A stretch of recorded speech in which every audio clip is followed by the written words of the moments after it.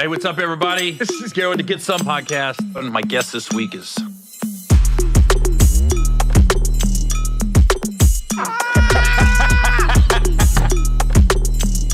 This motherfucker Gary.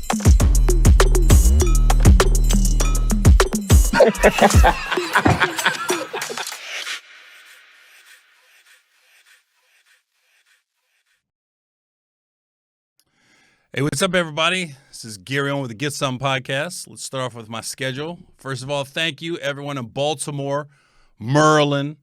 They came to see me last week. We're back again this weekend, starting tonight, February 29th through March 3rd. I'm at the Comedy Factory again.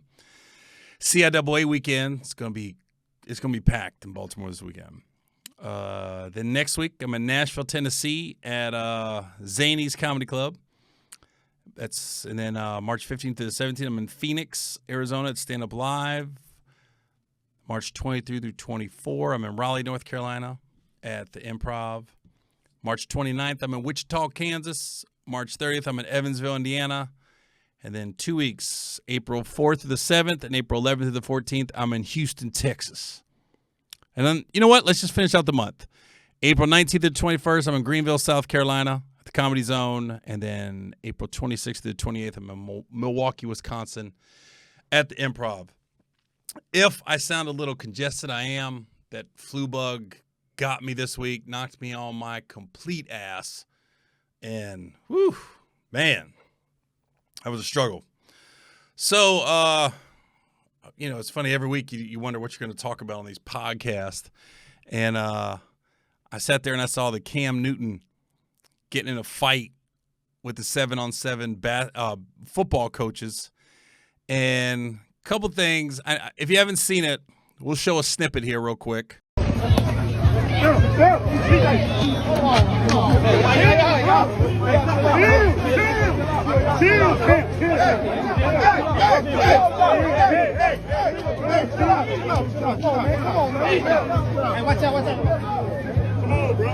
As you can see, Rick Ross said it, and that's the first thing I thought of was his hat never fell off.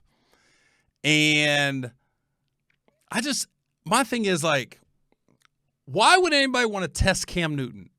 Listen, you hear about big dudes, right? And then you see people in person, they're not as big as you thought, or they're bigger than you thought. For instance, first time I saw Joe Burrow, he was a lot thinner than I thought he was going to be. First time I saw Warren Sapp, he was a lot smaller than I thought he'd be. When I saw Cam Newton for the first time, that dude is bigger than what he looks on TV and solid. I mean, just a rock. When you go in for the hug, it's just muscle on top of muscle and like a thick solid. Why would anybody want to test him? Especially over 7-on-7 football. Who cares? That's the only way you're making SportsCenter. Is getting a fight with Cam. No, it's not that serious. And I think the lack of respect Cam gets at some of these tournaments, I mean, I saw a compilation. It was like 4 minutes of players, which means teenagers, just completely disrespected him, saying, did you call Von Miller on Father's Day? Just complete disrespect. And then I saw one of the coaches, I think it was the coach he got in the fight with, saying, your so-called savior, non-throwing Atlanta superhero can't beat me. And I'm just going, well, I mean, you get around an NFL player who I guess people forget he won the Heisman. I guess people forget he won a national title.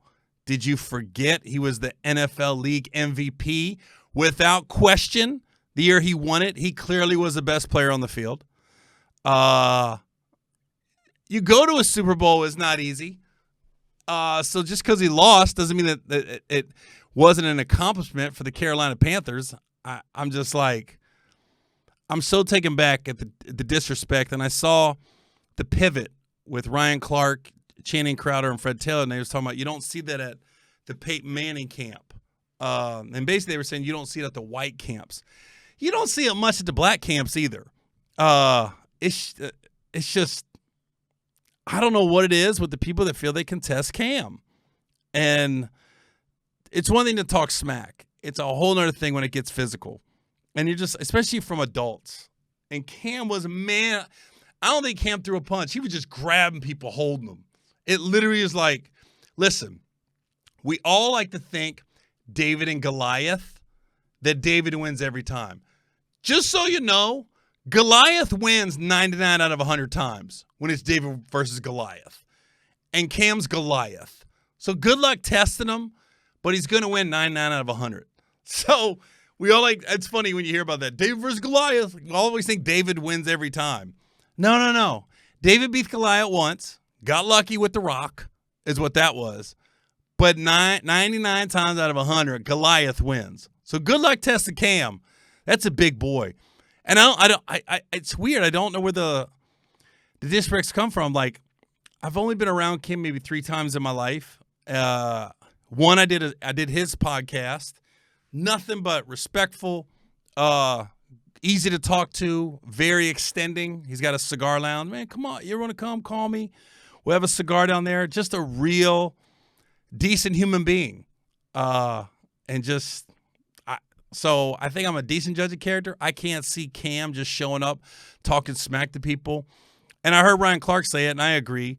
When you're around someone like a Cam Newton, who's an accomplished football player, like he has been, I think you become a sponge of their knowledge, and you just try to get as much info as you can from them. Like, what pitfalls should I look out for? What do I need to work on? I don't know, just to disrespect him like that, I'm like, I didn't get it at all. I don't get it. Good luck whooping that dude. And Cam's so chiseled and big, it looked like he could really take a punch also. So just try to remember that, people. Goliath wins most of the time. It's not David, just so you know. David was a once-in-a-lifetime thing, and that's why they wrote a story about it. But 9 out of 10, Goliath wins. 99 out of 100. In fact, 999 out of 1,000. Goliath whoops that ass. So, yeah. If Cam sees this, man, it was disturbing to say the least. I don't think I've ever been at a youth tournament game and I saw a fight break out. I've seen crazy parents, but I've never seen a fight break out. It's weird, though, when you see those out-of-control parents pushing their kids, or the coaches that are talking smack to the kids because their team's winning. I was like, what? It does get under your skin a little bit, especially when you got a son playing or something. But you just got to realize, hey, nobody cares a week from now. Nobody can tell me any of the 7-on-7 champions in the history of football. I guarantee it. I guarantee you won't see any comments on this where people go, no. So-and-so won the 7-on-7. So-and-so. Nobody cares. You're never on SportsCenter. Nobody's gonna know about you.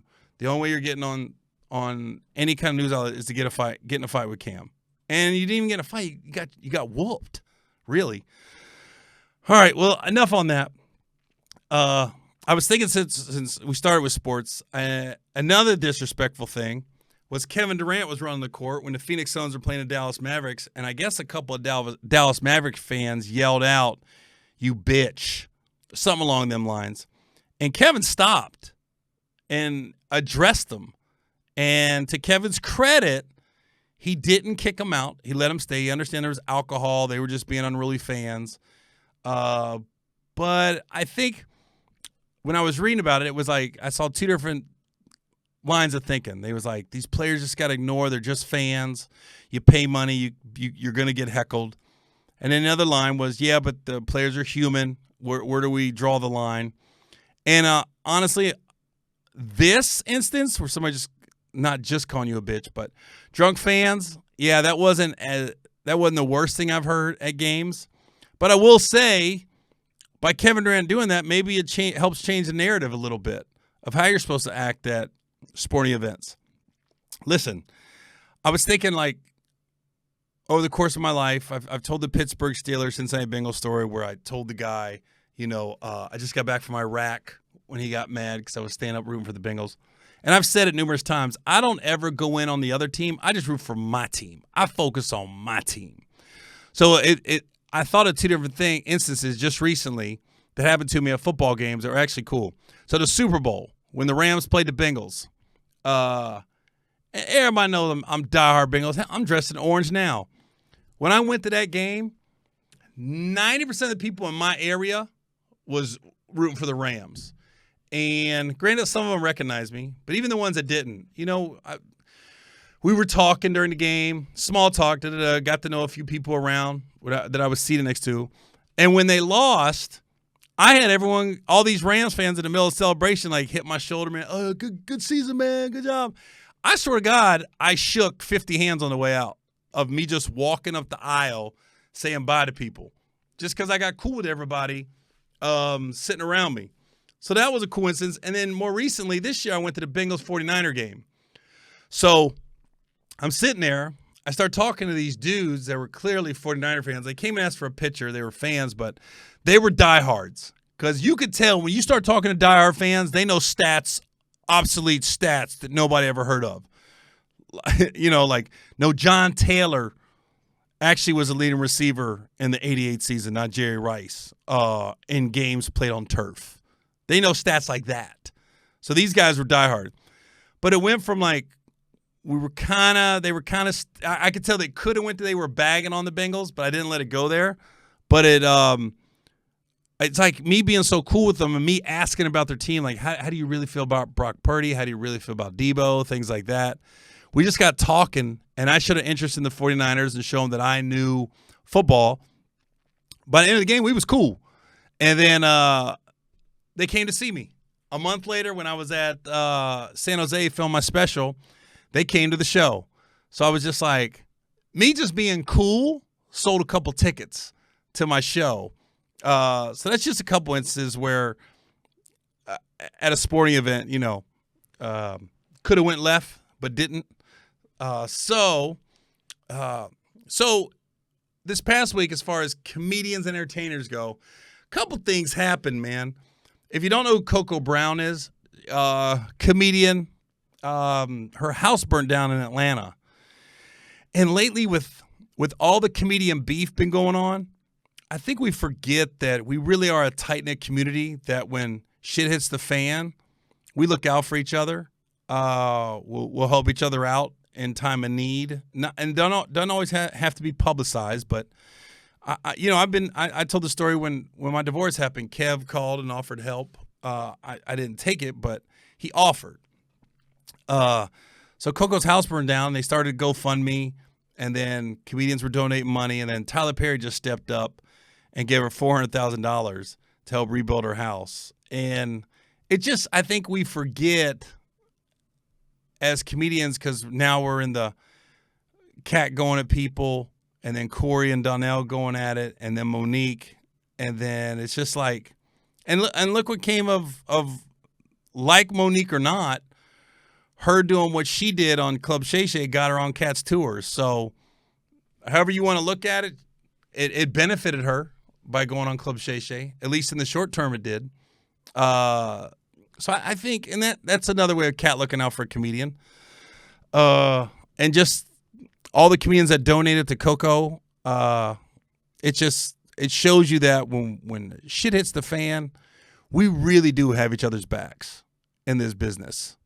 And even if you might have a disagreement with somebody, I think when somebody's really down and out, I think we step up a lot of times. I'm trying to think any other instances where somebody was just, when Sinbad had a stroke, they did a big benefit concert for him in Nashville to help him. I don't think people realize, like, as comedians, when we go through some stuff, like, we don't have a union. So it's on us to put money away in like a 401k or to make sure we got medical insurance and dental insurance. And, for our line of work, we spend quite a bit of money on travel and things like that. So it's easy for us as comedians to let things get away from us, so to speak, as far as finances. And then we're like, whoa, because we always think we got gigs on the books. We got money coming in. But then when, like, your house burns down or a medical emergency happens, I think we're like, whoa, I don't know, did I have enough money to not work for however many months, or in Sinbad's case, years. So it's not like people don't have money saved up, but just like once the shit hits fan, so to speak, it's like, whoa, did I have enough that I can't work for 6 months?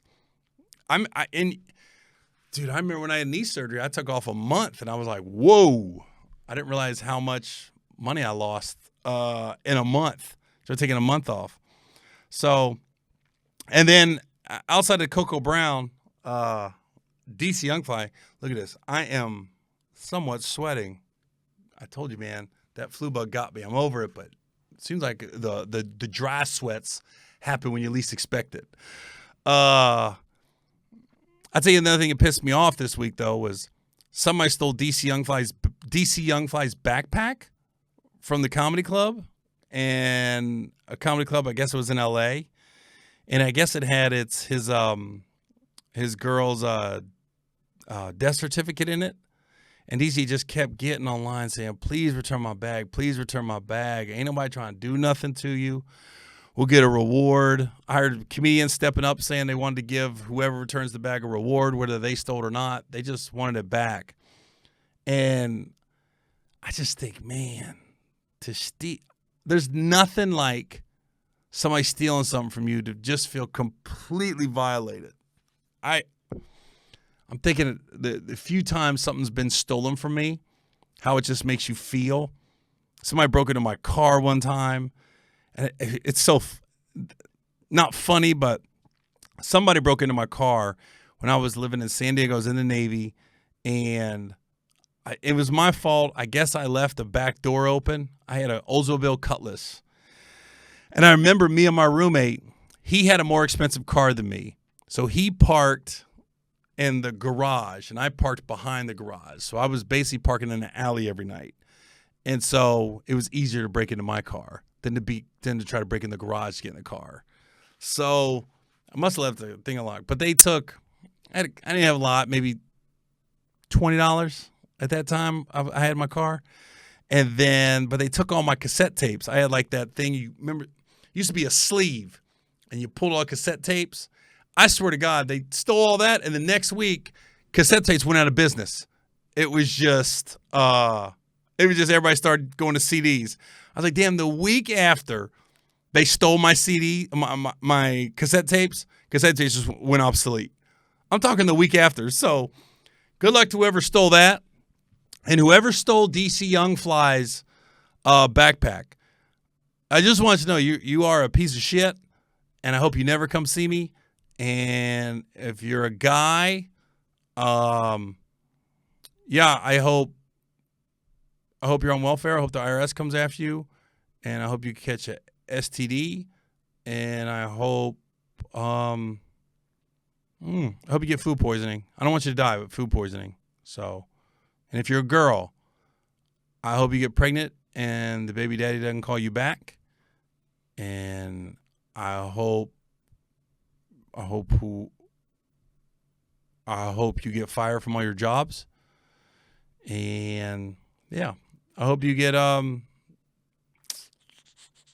just hope bad things for you. I don't want to get too deep with girls, but guys I can go a little harder. But yeah, I just think it's just sad when you steal something that's so personal to DC Youngfly.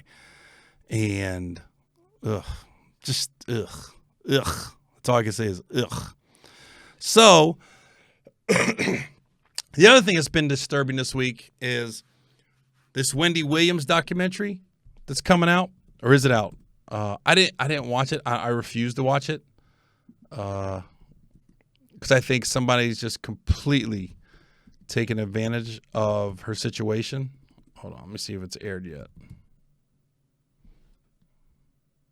Wendy Williams. Doc producers, if we'd known she had dementia, none of us should watch the heart. Yeah, I'm not watching it. Let me see.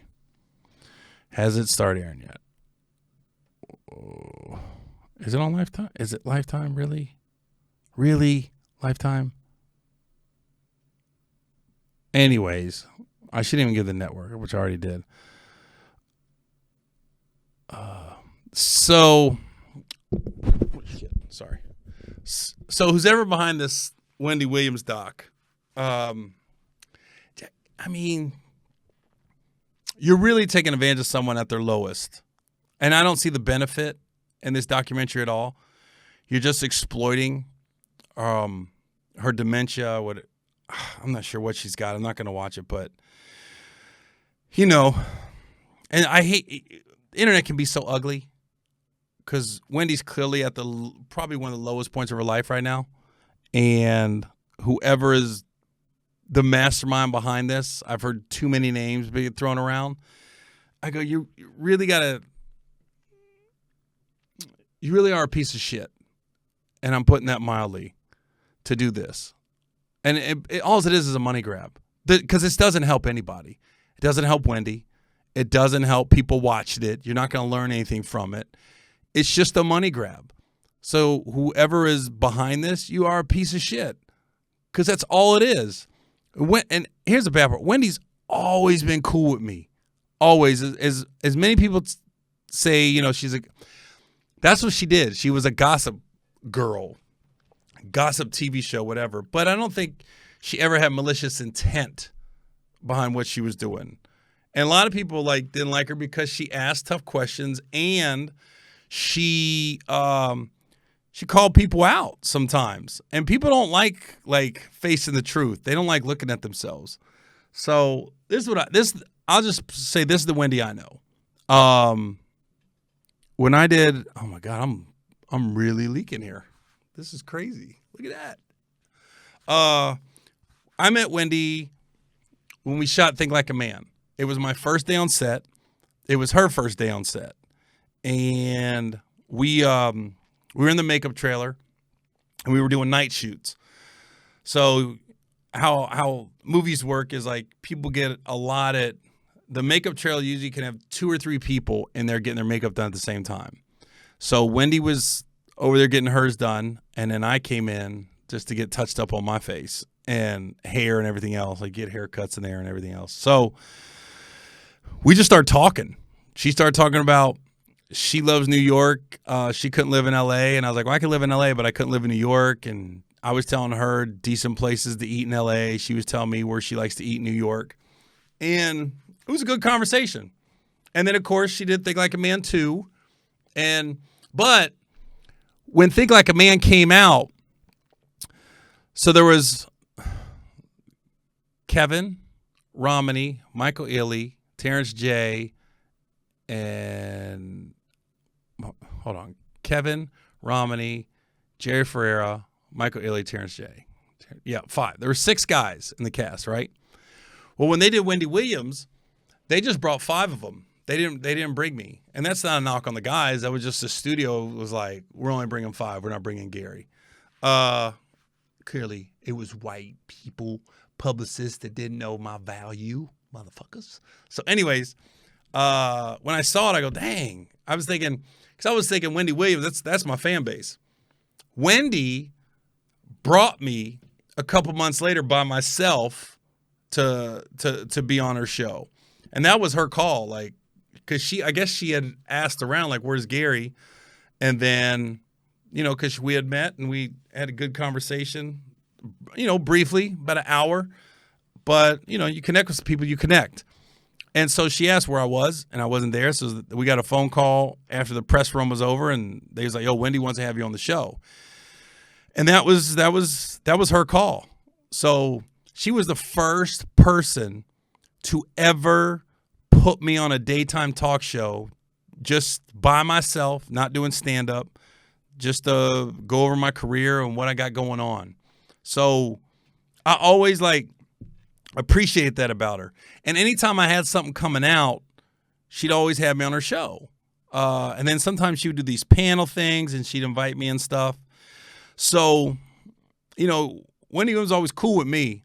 And then, of course, when I had my divorce, she was the first talk show that I went on, well, pretty much one of the only ones I went on to discuss it. And that's where she asked me out, and all those rumors got going. We were seen on a date. No, we weren't.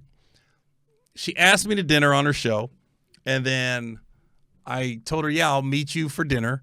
And we had dinner with other people at her favorite restaurant in New York, and we talked, and that was it. She went home, I went home. I called an Uber. I'm sure she had a car service. We ran into a bunch of people that night. It was just dinner with friends is what it was. It wasn't like a typical date or anything. And it was cool. We just talked. And my thing is like this. Anytime I have a chance to eat with what you would consider a mogul, I'm going to take advantage of it. Because say what you want about Wendy Williams. If you know her backstory, she had a radio show, uber successful. She was making 7 figures, and she rolled the dice on herself on her talk show. Because how TV used to work, you would do a talk show, and then they do a test run in like 10 cities real quick and for like a couple weeks and see if people are watching. And then they go from that, they decide, okay, do we want to pick this up to go nationwide? And she rolled the dice. She stopped working, had no backup plan, and was like, look, I'm going to leave this radio show over here, and I'm going to roll the dice on my own talk show. And if the talk show doesn't go, then she's looking like a fool. But it went, and she rolled the dice on herself, and it paid off, and she made millions off of it and became popular. And so how do you not respect a person that rolls the dice on themselves like she did? Because even when I heard about it, I was like, so I thought it was going to be like some Steve Harvey thing. Like, is she going to do the talk show and radio? Because we all, when you're in the entertainment business, you hear about people, the talk shows before everybody else does. Like, I heard about the Kelly Clarkson show way before anybody else did. And of course, I knew Steve was moving from Chicago to L.A. And you just hear about him. I don't know. It's just through the grapevine, you hear about stuff. So for her to roll the dice on herself like that, you got to respect that. You got to respect it. I just feel like this biopic or day in the life, I think whoever do it, it's just shitty. It's just shitty. It's not helping nobody. It's not helping her. You're not helping her legacy. You're only hurting her. It's just a money grab. And that's the most disheartening thing from it. It's not like we're going to learn anything from it. It's just like, let's just show Wendy at her worst and show all her demons for the world to see. Because you see Bruce Willis right now. He got dementia. His family's protecting him. You might see a picture every now and then from one of his daughters of him. But they're not showing videos. They're not exploiting Bruce Willis. You're not going to see a Bruce Willis show like this where they're showing him at his worst and he can't remember things and he's repeating himself and he's clearly not the Bruce Willis we remember. Why would they do that? No, they're protecting him. Just like this. It's Wendy Williams. It goes to show you, man, your circle and who you surround yourself with and also your family. You'll learn a lot about people in situations like this. Look at Chadwick Boseman. When we all knew something was wrong with him if you looked at his physical appearance, but we couldn't say for sure. And then when he passed away, I was like, man, how tight was his circle that they didn't let that out? They didn't let people see Chad when he was going through whatever. I'm sure there was issues where he was in pain and things like that. They didn't let any of that out. I'm trying to think. We all knew Charlie Murphy was sick, but Charlie stayed in the limelight. He was still out there touring, even through all his illness. But there wasn't a documentary where he was on his deathbed and they were looking at him. Look at Jamie Foxx more recently. Everything Jamie went through. His circle was so tight. They thought he was a clone at one point. But they never let nobody see Jamie at his worst. Even he said it. When he came out and finally talked, he goes, they looked out for me, man. The hospital, my team. He was like, I had tubes coming out of me, and I didn't look my best. And everybody made sure that we're going to protect him. We're going to build a cocoon around him and make sure nobody sees him when he's at his worst. And the same thing with Chadwick, the same thing with Bruce Willis and Wendy's people. No, let's exploit her. Let's get this last little bit of money we can get out of her. It's disgusting is what it is. I refuse to watch that show. Refuse. Ugh. Oh, my God. I just can't imagine. I can't imagine you're in that. You got to be able to. It's like if your whole team is relying on you for their finances, that's not a good thing. You got to be able to like have other ways to make money. But clearly the people around Wendy that are doing this, they can't do anything else. So they're just like, you know what? We'll just make money off this. And if what I'm looking at's correct, I'm disappointed in Lifetime for airing it, honestly. I don't know how you go in and pitch that. Hey, I want to show you I want to show Wendy Williams at her worst. Because she don't, if what I'm hearing is true about the state of mind she's in, she doesn't know any of this is happening like that. She doesn't realize it. It's just, ugh. Because she's always been so cool with me. Oh, man. Well, enough about that. But anyways, so it's funny about social media. So again, I'm going back to sports, but Jamal Hill's fighting Alex Pereira in UFC 300 April 13th. So I've been DMing back and forth with Jamal for a while, just tell him I'm a big fan, everything. And he does all these goofy videos on social media. He's a big, he likes stand-up comedy, clearly.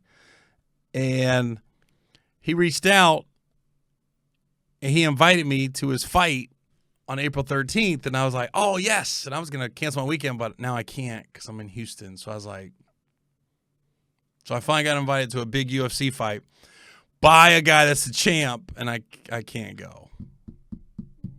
That sucks. That really sucks. So, anyways, let's just go over my schedule one more time. I'm going to cut this week a little short because you can see I'm a little under the weather, and I made it here just for you guys because I didn't want to go another week without letting you know. But clearly, this is good. This is a first. I got the flu sweats in the middle of the show. It just happened. So Baltimore, I'll be there this weekend. I'll be over the flu, hopefully. And then Nashville, November 8th through the 10th. Phoenix, March 8th through the 10th.